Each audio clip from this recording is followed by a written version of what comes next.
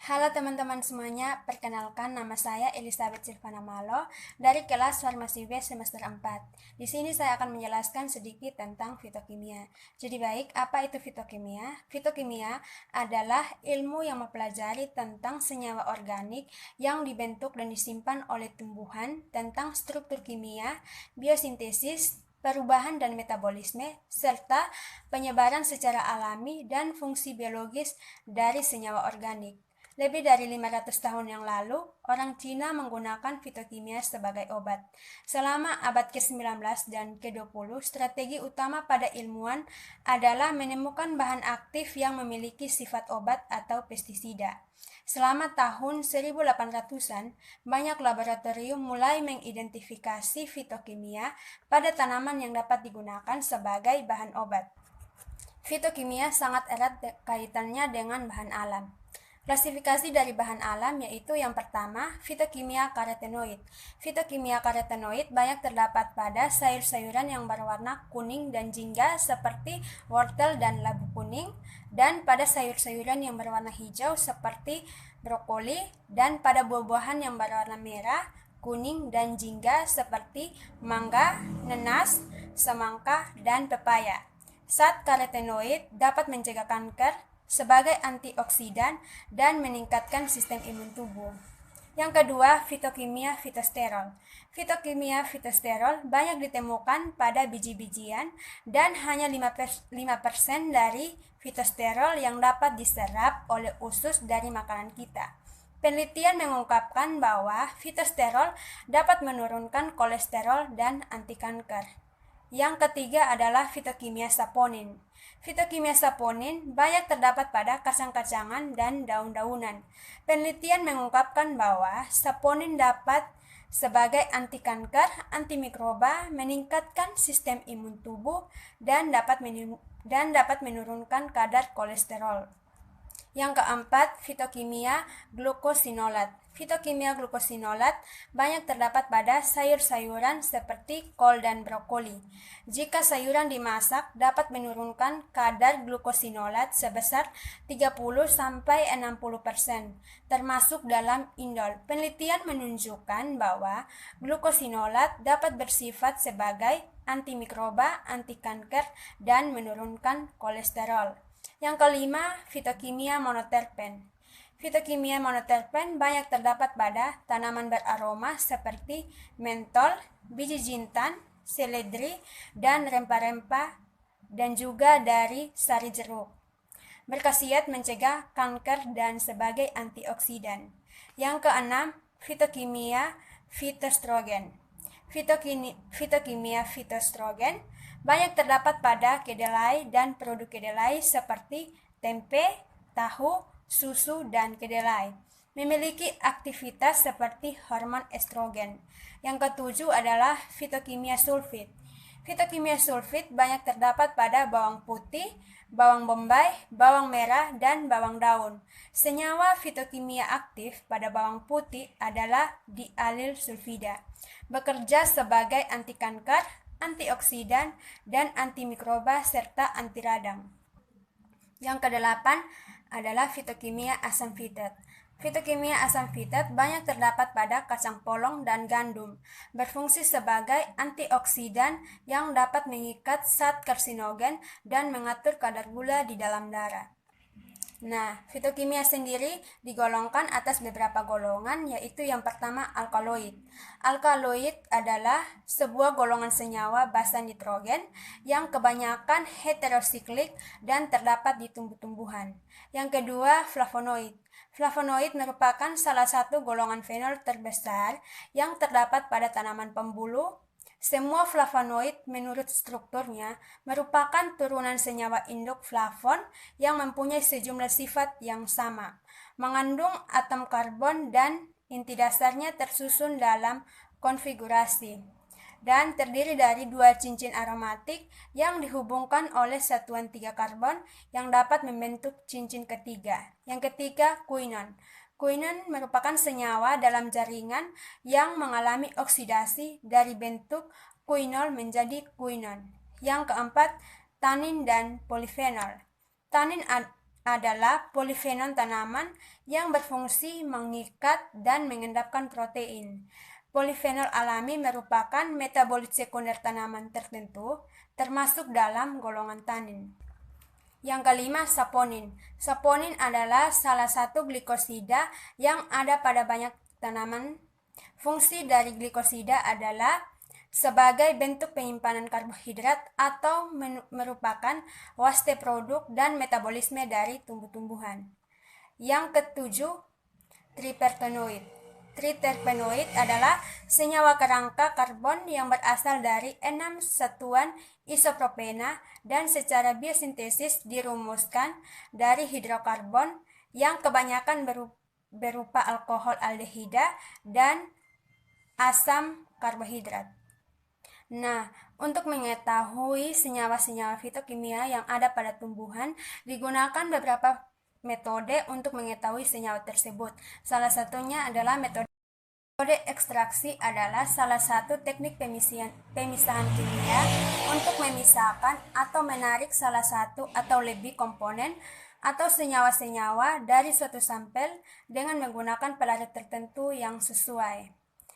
Metode ekstraksi ini sendiri dibagi atas beberapa bagian, yaitu yang pertama berdasarkan bentuk substansi dalam campuran, yaitu yang pertama ekstraksi pada cair.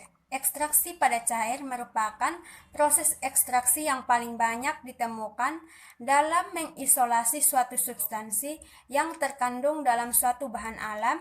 Proses ini melibatkan substan yang berbentuk padat dalam campurannya dan memerlukan kontak yang sangat ditentukan oleh sifat dari bahan alam dan sifat dari bahan yang akan diekstraksi. Yang kedua, ekstraksi cair-cair. Ekstraksi ini dilakukan apabila substansi yang akan diekstrak berbentuk cairan di dalam campurannya. Yang kedua, berdasarkan penggunaan panas. Berdasarkan penggunaan panas, yaitu yang pertama, ekstraksi secara dingin. Metode ekstraksi secara dingin bertujuan untuk mengekstrak senyawa-senyawa yang terdapat dalam simplicia yang tidak tahan terhadap panas, dan ekstraksi secara panas bertujuan untuk mengekstrak senyawa-senyawa yang terdapat dalam simplicia yang sulit untuk menggunakan metode atau ekstraksi dingin. Metode-metode yang digunakan untuk mengetahui senyawa fitokimia di dalam tumbuhan digunakan beberapa metode, dan metode-metode tersebut memiliki kelebihan, kekurangan, dan prinsip kerja. Yang pertama, metode maserasi.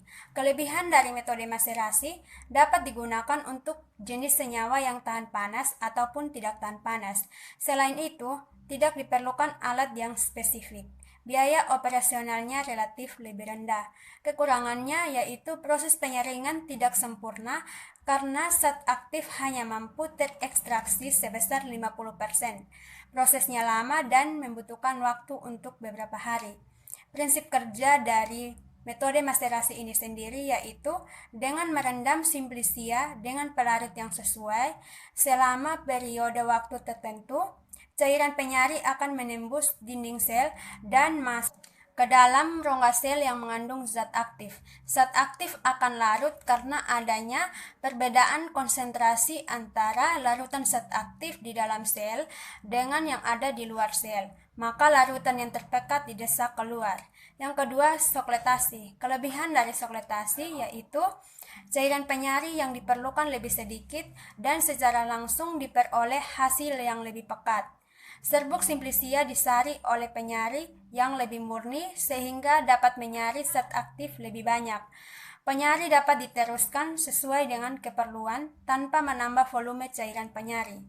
Kekurangan dari metode sokletasi yaitu yang pertama, waktu yang dibutuhkan cukup lama. Yang kedua, pemanasan berlebih terhadap kandungan kimia dalam serbuk sehingga tidak cocok untuk zat yang termoabil. Yang ketiga, jumlah bahan sedikit. Yang keempat, tidak bisa dengan penyari air. Yang kelima, memerlukan energi listrik. Prinsip kerjanya, penyaringan secara terus-menerus sehingga penyaringan lebih sempurna dengan memakai pelarut yang relatif lebih sedikit. Setelah melakukan pemanasan, pelarut di labu didih menguap dan mencapai pendingin.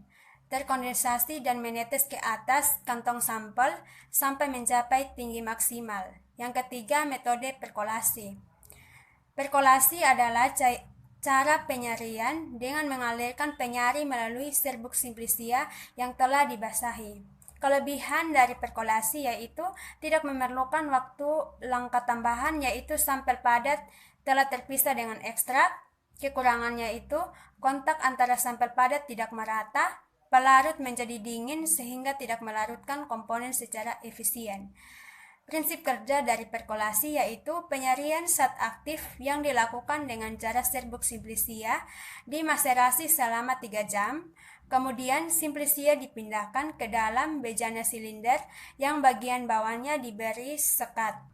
Cairan penyari dialirkan dari atas ke bawah melalui simplisia tersebut. Cairan penyari akan melarutkan zat aktif ke dalam sel-sel simplisia yang dilalui sampai jenuh. Gerakan ke bawah disebabkan oleh gravitasi. Yang keempat, metode reflux. Kelebihan dari metode ini yaitu tahan pemanasan langsung, dapat mengekstraksi sampel yang mempunyai tekstur kasar. Kekurangannya yaitu membutuhkan volume total pelarut yang besar. Prinsip kerja dari metode reflux yaitu penarikan komponen kimia yang dilakukan dengan cara sampel dimasukkan ke dalam labu alas bulat bersama-sama dengan cairan penyari, lalu dipanaskan. Uap-uap cairan penyari terkondensasi pada kondenser bola menjadi molekul-molekul cairan penyari yang akan turun kembali menuju labu alas bulat dan akan menyari kembali sampel-sampel yang berada pada labu alas bulat tersebut.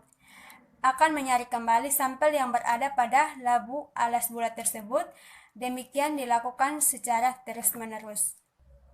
Yang kelima, metode infusa. Metode infusa mempunyai kelebihan yaitu alat yang dipakai sederhana dan biaya operasional rendah. Kekurangan dari metode infusa yaitu hilangnya zat atsir dan zat-zat tidak tahan panas. Prinsip kerja dari metode infusa adalah dengan cara perebusan dan dipanaskan di atas penanas 15 menit dengan suhu 90 derajat Celcius, sesekali diaduk dan menggunakan kain flanel selagi masih panas. Apa itu ekstraksi cair-cair? Ekstraksi cair-cair yaitu substansi yang diekstraksi terdapat dalam campurannya yang berbentuk cair. Ekstraksi cair-cair berkesinambungan yaitu ekstraksi dengan menggunakan pelarut yang sama dan dipakai berulang-ulang sampai proses ekstraksi tersebut selesai. Jadi baik, dalam arti luas, fitokimia adalah segala jenis zat-zat kimia atau nutrien yang diturunkan dari sumber tumbuh-tumbuhan termasuk sayur-sayuran dan buah-buahan. Ilmu fitokimia sangat erat kaitannya dengan dunia kefarmasian yang berhubungan dengan pengelolaan obat, terutama pada tanaman obat tradisional.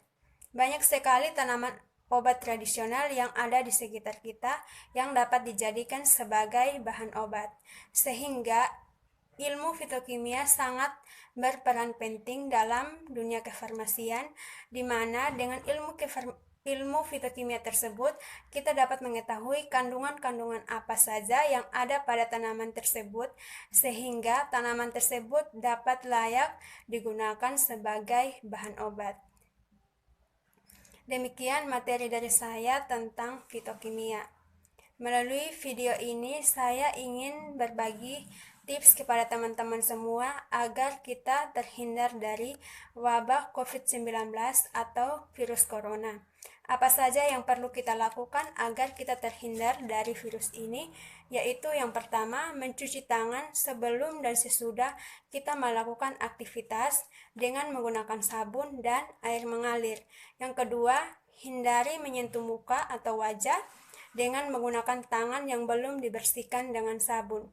Yang ketiga, etika dalam bersin dan batuk, di mana tisu yang sudah kita gunakan harus dibuang pada tempat sampah.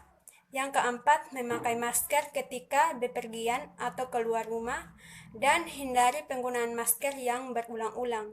Yang kelima, melakukan social distancing, di mana kita menjaga jarak dengan orang lain sekitar 1 meter.